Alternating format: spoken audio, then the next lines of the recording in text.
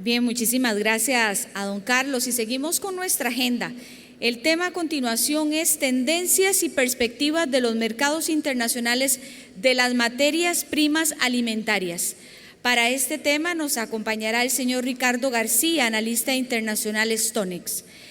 En este caso, don Ricardo profundizará sobre la transformación política en nuestra región, cuya comprensión es clave para quienes lideran las estrategias de las empresas de alimentos y bebidas de nuestra industria. Como parte de su currículum, les comento que don Ricardo es consultor vicepresidente senior en Administración de Riesgos para Latinoamérica de la empresa Stonex. También es profesional que egresó de la Facultad de Medicina Veterinaria y Zootecnia de la Universidad Nacional Autónoma de México. Ahora sí, le damos la bienvenida a don Ricardo.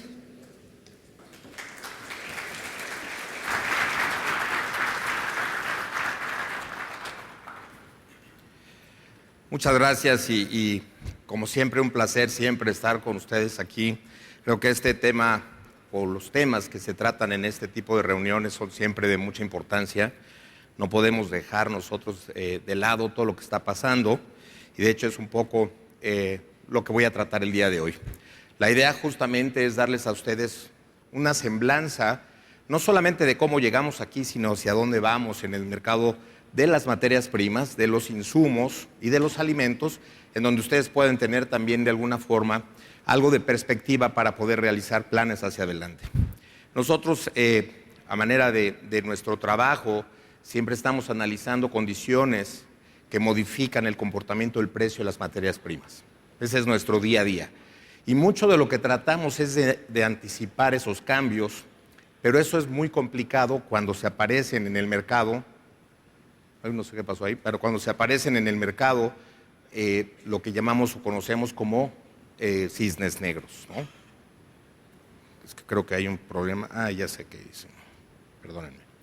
Y lo que vemos aquí principalmente es cuando se presenta una condición totalmente anormal, lo que sucede principalmente es que el mercado entra en una especie de caos y pocas veces como esta hemos vivido factores tan cambiantes o tan diferentes en los que vemos específicamente en el caso de las materias primas una caída tremenda en la parte de los commodities en su precio una vez que arranca la pandemia, como podemos ver aquí el comportamiento de los commodities en general. Se marca muy claramente a partir del inicio de la fase 1, la relación comercial entre China y Estados Unidos que está tratando de restablecerse o de mejorar. Se firma la fase 1 y esto provoca una compra desmedida de China de productos de origen estadounidense. ¿Qué sucede adelante? No pasa esto. ¿No? Si la pueden avanzar. Gracias. Bueno, claro que en ese sentido lo que estamos viendo es todos estos cambios ocurren en un periodo muy corto y lo que están provocando justamente es la disrupción de los mercados. Lo que sucede justamente cuando China comienza a comprar productos de Estados Unidos coincide sobre todo en la parte de commodities agrícolas que Estados Unidos venía en una caída de producción, ¿no? Tenía una... se fue hasta atrás esto. Se fue la diapositiva. Sí.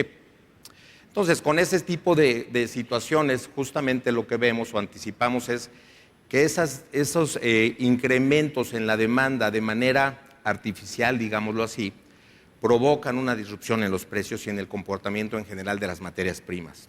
Aquí vemos el sector energético marcado por el petróleo, el comportamiento en los últimos 5 años, también notamos que hay una caída muy fuerte en el valor justo cuando arranca la pandemia, ante una idea obviamente de que va a haber menos consumo de petróleo en el mundo. Situación que se agrava todavía más cuando los especuladores quieren salir del mercado y la bolsa quita límites a los precios en momentos de entrega y se llega a cotizar el petróleo, el barril, en la bolsa, no en el físico, sino en la bolsa, con un valor negativo de $40, más de $40 el barril. Esto quiere decir que no quería el barril, para venderlo tenía que pagar además $40. Entonces, todo esto generó una distorsión de los mercados que después, como ven ustedes también en el comportamiento de las criptomonedas, vemos que viene una caída que justamente coincide con todos los commodities al principio del 2020 y después un repunte impresionante. Hay exceso de liquidez en el mercado, la gente está trabajando en su casa, está gastando menos en cosas que no necesita y obviamente comienza a invertir su dinero o sus excedentes en el mercado accionario principalmente y en las criptomonedas. Y hoy lo que estamos viendo es una corrección totalmente fuerte hacia atrás, hay un retroceso, la gente está tomando utilidades, está saliendo de estos mercados, obviamente porque lo hacen con un fin especulativo. Cuando analizamos el índice de commodities y vemos estratificado por concepto qué es lo que está sucediendo en el mercado, vemos condiciones que antes no veíamos. O sea, el incremento justamente de la inversión que hay en el sector especulativo en productos que antes no se especulaba o no entraban de esa manera.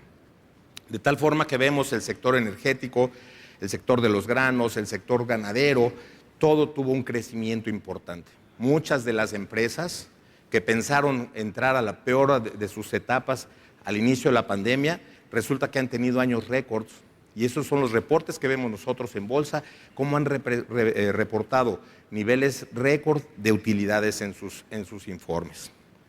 Aterrizando un poco más ya en el mercado de los granos, el maíz, que es un insumo importantísimo para cualquier alimento, desde el maíz por sí solo, como en su transformación en productos de proteína animal. Lo que vemos principalmente a nivel mundial es que venimos también de una escasez de granos o una disminución de la cantidad de grano ofertada. En principio, y lo vamos a ver más adelante, China, esta compra tan fuerte que hace de maíz, genera un inventario muy grande en ese país que no está disponible para el resto del mundo. Si nosotros vemos ahí abajo, marcado en un círculo, el inventario con el que cerramos al año, el inventario de maíz total equivale al 26.4% de la demanda. En teoría no debiera ser un tema preocupante porque hay más del 20%.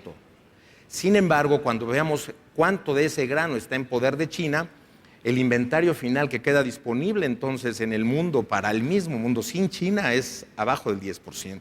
Esa es una situación complicada. Una de las curvas más importantes que seguimos nosotros es la producción y el consumo. Normalmente van de la mano, pero tradicionalmente buscamos, para estar seguros de que el abasto está asegurado, que la curva de producción esté por arriba de la demanda. Hay ocasiones en que estas curvas se cruzan y cuando se cruzan, que hay menos producción, el abasto tiene que ser complementado con el inventario que queda del cultivo o de la temporada anterior. Aquí estamos viendo situaciones donde apenas estamos llegando a ese límite y estamos llegando prácticamente a un inventario sin cambios. El mundo requiere reconstruir inventarios en el caso del maíz. Lo que vemos aquí en términos de producción, los principales países productores de maíz, lo más importante a resaltar es Ucrania, que produce el 2% de la producción total de maíz en el mundo, pero exportaba hasta el año pasado el 12%. Como productor no era tan importante, pero como exportador era sumamente importante. Y hoy ante la situación actual, el no tener ese porcentaje asegurado, tenemos condiciones de estrés en el mercado que han provocado desde el 24 de febrero de manera muy importante un incremento en los precios y la volatilidad en todas las materias primas prácticamente. Como ven, aquí el inventario mundial de maíz está cayendo ligeramente, poco a poco estamos viendo una disminución. Las principales causas son el clima, que no han favorecido a un desarrollo del cultivo. Sin embargo, creo que esta curva poco a poco tenderá a corregir hacia adelante porque el precio que hoy tiene el maíz es el gran incentivo para sembrar más maíz.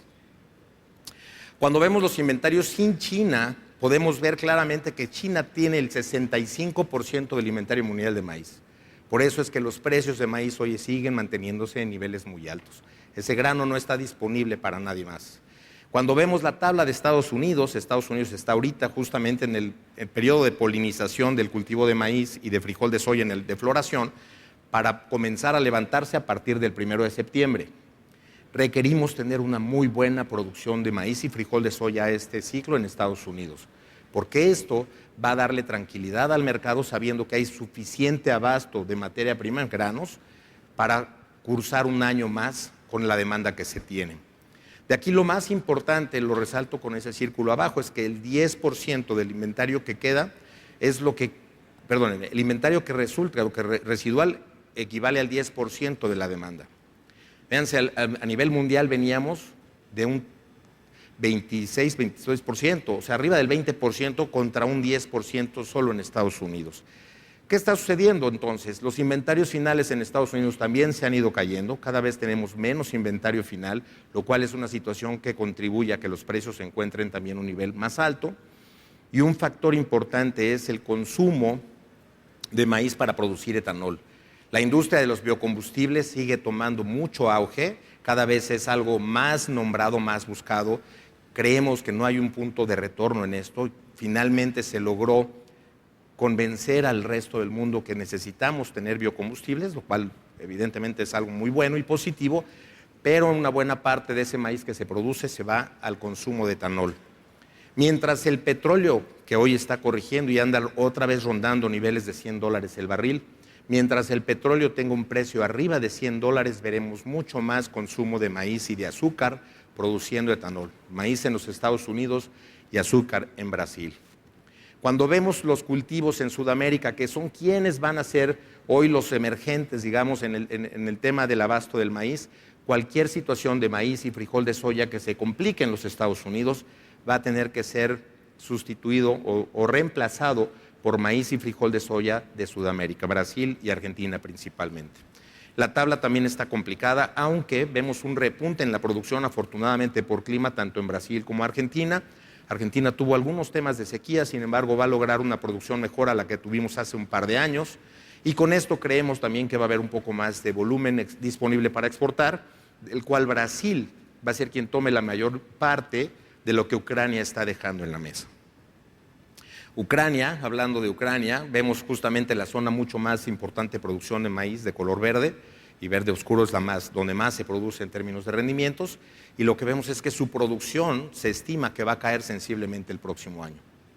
Las condiciones que hoy tienen están favoreciendo, están impidiendo más bien a que haya una buena siembra y que se desarrolle bien el proceso de cultivo de la siguiente cosecha. Los 2 últimos meses el Departamento de Agricultura ha mantenido un estimado de 9 millones de toneladas de exportación. Es un nivel muy bajo. Ucrania produce el 2% y exporta el 12% en el mundo. Necesita Ucrania seguir exportando maíz. El corredor que se está hablando hoy, que se puede abrir para liberar granos, lo comentaban hace un momento, creemos que va a ser muy complicado que lleguen a un acuerdo que permita hacer sentir a Ucrania seguro contra otro tipo de ataques y sobre todo no ceder más los puertos que son importantes para la exportación de granos. Yo coincido totalmente, esto es un proceso que va a llevar mucho más tiempo porque tiene muchas implicaciones. Entonces, creo en ese sentido que aun cuando la ONU y Turquía estén negociando un tratado, un acuerdo para liberar de ese grano, eventualmente van a lograr algo, pero va a ser muy complicado y tal vez un poco tarde para este ciclo. En cuanto a la moneda, es algo muy interesante también. Hemos visto cómo los fondos que especulan en el mercado de commodities se han salido de los commodities, han vendido sus posiciones, con lo cual han presionado los valores a la baja y han estado invirtiéndose en dólar, esperando un repunte también en las tasas de interés. Algo muy interesante porque normalmente en condiciones de crisis, el respaldo que buscan los inversionistas es en oro o metales preciosos, más que en divisas y mucho menos en el dólar, ¿no? Entonces, ese es un tema importante. La estacionalidad, como siempre, nosotros la seguimos también muy de cerca. Creemos que viene una corrección de los precios hacia abajo. Lo vemos en el gráfico, la línea de color verde es la línea del comportamiento del mercado spot de maíz en el futuro inmediato, que es el futuro de septiembre. Esa caída, esa línea vertical de baja obedece más a un cambio de un contrato al otro, más que una caída de precio. Sin embargo, lo que vemos es que a medida que nos acercamos a la cosecha, los niveles de precio tienden a buscar niveles más bajos.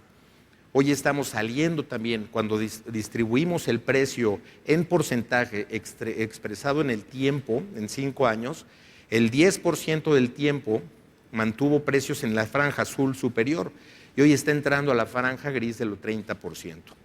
Probablemente veamos un poco más de caída hacia adelante, pero necesitamos asegurar la cosecha. El otro grano importante es el trigo, sin duda, donde también hay condiciones muy complicadas. Tenemos 20 millones menos de producción de trigo en el mundo y eso también está afectando de manera directa. Rusia es el principal productor de trigo en el mundo y es uno de los principales exportadores de trigo en el mundo. Y hoy los países, sobre todo los países del oeste occidentales, están tratando de evitar comprarle a Rusia para tratar de presionarlo económicamente. Pero hay puntos críticos que no pueden dejarse de lado y no pueden seguir así sin importancia. Es muy, muy importante, evidentemente, que los países logren sacar ese grano de Rusia y también de Ucrania para abastecer al mercado. En términos de producción y consumo, si se fijan, estamos muy pegados ya ahora. Las últimas cosechas de trigo, sobre todo la de Estados Unidos, tuvo una baja importante en rendimiento y también en Europa, y eso permitió o provocó que las curvas de producción y demanda se ajustaran mucho entre ellas y que dependamos cada vez del inventario final. El índice excedente también es alto, está a niveles del 34%, sin embargo también China tiene una buena parte, tiene más del 52% de ese inventario. Entonces eso hace más complicado y requerimos entonces que en lo que es Estados Unidos específicamente se logren buenas producciones de trigo y que consecuentemente comencemos a reconstruir lo que es el nivel de inventario. A nivel de producción estamos en niveles regularmente bajos, digamos, no es lo mejor de producción que hemos visto, pero en niveles de inventario, el trigo que se queda en Estados Unidos de un ciclo para el siguiente es muy bajo. Cuando vemos por clase, que ese es el otro tema, los trigos, podemos hablar del volumen de trigos, pero hay por clase. El trigo rojo duro de invierno es un trigo panificable, que también he estado teniendo, perdón, este es el suave, que es un trigo para hacer galletas específicamente, ese se ha mantenido, pero el trigo duro rojo de invierno no. El trigo de Kansas, que es básicamente donde más se produce, está cayendo en producción y estamos teniendo menos oferta de este tipo de trigo, lo cual obliga entonces a buscar otras alternativas de trigos de altas proteínas para mejorar la condición de la harina y el producto final. A nivel de países, en el trigo hay muchos más países que en el maíz y tenemos obviamente la Unión Europea, que es sumamente importante. Rusia, ya les comenté, es el principal productor. Australia ocasionalmente también interviene en el mercado. Ucrania, que es muy importante también, que estamos muy complicados ahora con todo lo que está sucediendo, y Argentina, Canadá, el resto de los países. En términos generales, si no fuera el problema de Ucrania, estaríamos viendo una pequeña reconstrucción de inventarios, un poco más de oferta. La producción mundial de trigo se distribuye de esta manera, en donde pueden ver básicamente Estados Unidos no es un gran productor o un participante, digamos, en la producción mundial como lo es en el maíz. Antes, Estados Unidos tenía una participación de mercado mucho más grande de la que tiene hoy, pero con el crecimiento en la producción de Rusia y Ucrania principalmente, perdió mucha competitividad, sobre todo en el mercado del Medio Oriente. Entonces, este grano que está en Estados Unidos tendrá que buscar también mercados más interesantes, pero hoy por hoy es de los granos más caros. El trigo más caro hoy está en Estados Unidos. Las exportaciones igual, ¿no? Estados Unidos exporta el 11%, Argentina el 7%, o sea, también tenemos que ver que hay una tabla un poco más integral, digamos, en términos de los países que pueden exportar trigo al resto del mundo, lo cual es bueno. La estacionalidad nuevamente en términos de los precios del trigo, vemos que cae justamente a la salida de la cosecha, el ciclo agrícola comienza con una caída del precio del trigo. Vemos que también hay una corrección en los valores del trigo hacia abajo, tratando de buscar la media del precio. Y luego pasamos también a los aceites vegetales, ¿no? Como parte también de todos los que son insumos o materias primas que afectan directamente el precio de los alimentos, vemos también los aceites vegetales. Hoy están tomando una gran importancia también por el hecho de que se utilizan para producir biodiesel.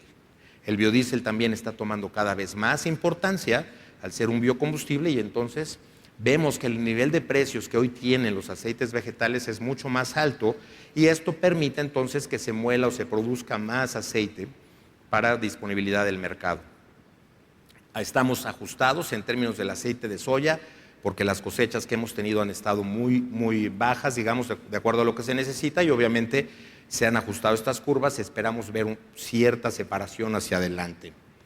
El precio del aceite de soya también corrigiendo a la baja en las últimas semanas, algo que es positivo, digamos, en ese sentido. El aceite de palma, hoy con todo lo que está sucediendo en Asia, principalmente Indonesia y Malasia, que están corrigiendo un poco sus políticas tanto de producción como de exportación.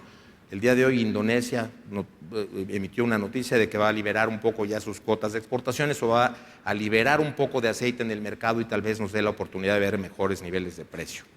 También la oferta y la demanda están muy ajustadas, la producción y el consumo están ajustados y tendremos que ver también que haya una separación en esas dos curvas. En la bolsa en Malasia, el precio del aceite de palma también ha caído de manera importante. En general también el aceite de girasol es un tema aparte, porque el principal productor de aceite de girasol es Ucrania. Y hoy lo que vemos es que aun cuando tenemos una producción y consumo un poco más holgadas, en realidad lo que está sucediendo también es que Ucrania está cayendo de manera importante en la producción y eso tiene al mercado muy complicado. Los aceites, sobre todo en Europa, ¿no? En España, en autoservicios, no hay aceites vegetales en el anaquel y están siendo de alguna manera condicionados en su venta. Entonces, el aceite de canola, que sería otro sustituto, también en Canadá principalmente, que produce más esta semilla y algo más en Europa, pueden tener también un poco más de relevancia en el mercado, pero necesitamos obviamente también que se incremente la producción. Todo esto deriva entonces en lo que es el siguiente paso. Todos estos son insumos, la mayoría de ellos, que ayudan o favorecen la producción de proteína de origen animal. ¿Qué es lo que estamos viendo entonces? Los costos de producción a nivel de alimento balanceado para producir ya sea leche, carne, huevo, han tomado un nivel de precios mucho más alto al que veníamos acostumbrados hace 2, 3 años. En el 2017, tal vez 2018, veíamos los niveles de precios más bajos de los últimos años, muy buena producción, teníamos muy buenos niveles de inventario y hoy lo que estamos viendo después de la pandemia es que el consumo se viene para arriba, todos los costos de fertilizantes, todo lo que ustedes han estado escuchando en mi presentación y que han incidido directamente en un incremento en el precio de estos granos, están provocando entonces que la producción de estos productos de origen animal sean más caros. El precio de venta no responde en la misma proporción ni con la misma velocidad y vemos cómo la carne de res, la carne de cerdo y la carne de pollo han tenido un movimiento alcista, pero mucho más despacio, más pausado de lo que las materias primas en general. Cuando vemos el precio internacional de la leche, ha venido también un incremento muy importante en el precio de venta de la leche, afortunadamente para los productores de leche. Dentro de lo que ya me permite hacer un pequeño resumen de todo esto, ¿cuáles son las expectativas? Venimos de una corrección importante en los precios, tuvimos una burbuja muy fuerte que se armó no solo desde el día 24 de febrero, que es cuando se invade Rusia, sino desde el último trimestre del año pasado, donde ya veníamos escuchando el avance de tropas rusas poco a poco y que estaban todo el mercado tratando de definir si iba a haber un ataque o no iba a haber. Teníamos también ya indicios de que la Reserva Federal y los bancos centrales, no solo el de Europa, sino en otros países, comenzarían a incrementar las tasas de interés. Y todo esto empezó a generar una efervescencia en los precios y la demanda no cedía. Había un exceso de liquidez en el mercado, como nunca en la historia había habido tanto dinero en poder del ciudadano de los principales países en el mundo, de las principales economías, y entonces esto genera un incremento en la demanda que hemos ido viendo hacia adelante. Hoy lo que podemos decir es que Estados Unidos podríamos hablar ya de que se encuentra en una recesión, el crecimiento prácticamente es negativo en el PIB, lo que se está estimando, por ello la reacción tan desorbitante, digamos, o tan poco común de la Reserva Federal de hacer incrementos en la tasa de interés de manera muy importante. El Producto Interno Bruto de los Estados Unidos está ahora sí comenzando a jugar movimientos muy, muy extraños, que muy probablemente lo que nos van a dar es una tabla, al igual que en años anteriores, en donde veamos que hay un crecimiento negativo. De febrero del 2020 a abril del 2020 hubo 2 meses que estuvimos abajo y probablemente tengamos algún momento dentro de los próximos meses crecimiento negativo. Ya comenzamos a ver que los bienes raíces en Estados Unidos están tomando cierta desaceleración. Era una locura, todo el mundo quería comprar casas porque las tasas de interés eran muy bajas. Hoy las tasas de interés han subido y el apetito por comprar bienes inmuebles ha comenzado a descender. E incluso hemos notado ya algún incremento en las cancelaciones de los contratos de compra de casas. Cuando vemos nosotros o analizamos el comportamiento de los mercados hacia adelante, hacia futuro, uno de los puntos más importantes para basar nuestro análisis es cuál es la curva forward o el precio futuro que la bolsa está esperando para estos productos, en donde verán en estos gráficos prácticamente todos los productos en su curva forward viene con un descenso de precio. Vienen buenos precios en términos generales con respecto a los que vimos en el pasado inmediato, pero no van a ser tan buenos como los que vimos antes de la pandemia. Entonces hay que tener mucho cuidado. El mercado de los commodities o de las materias primas en general va a seguir manifestando mucha volatilidad todavía. Tenemos mucha volatilidad por delante.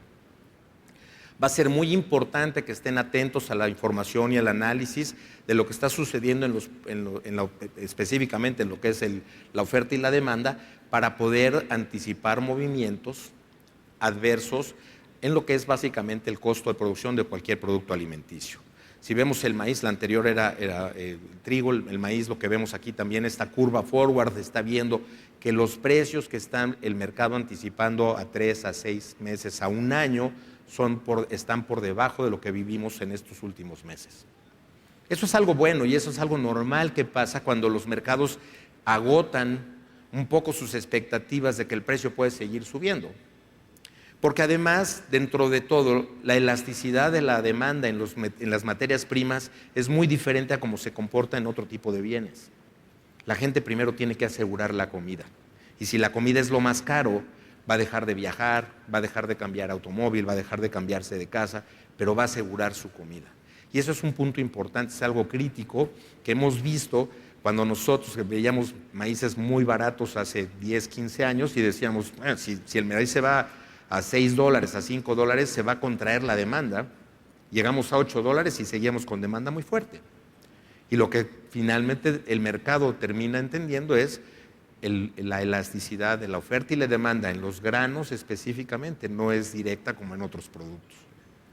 Entonces, este tipo de curvas, esta es harina de soya, y aquí lo que vemos justamente, la harina de soya siendo un insumo importantísimo para la producción animal, vemos también que viene a una fase de precios un poco más bajos a los que tenemos en este momento. Los agricultores dependen también de la fertilización en sus tierras y los precios del fertilizante se encuentran en niveles muy altos. Uno de los principales productores o el principal productor de fertilizantes nitrogenados, como la urea y el amoníaco, es Rusia. ¿Qué va a suceder con el mundo y con los productores si no logramos obtener o seguir obteniendo ese abasto de fertilizantes de Rusia? Tiene que existir la manera de negociar para poder obtener eso, porque si no, tiene un impacto directo en el costo de producción.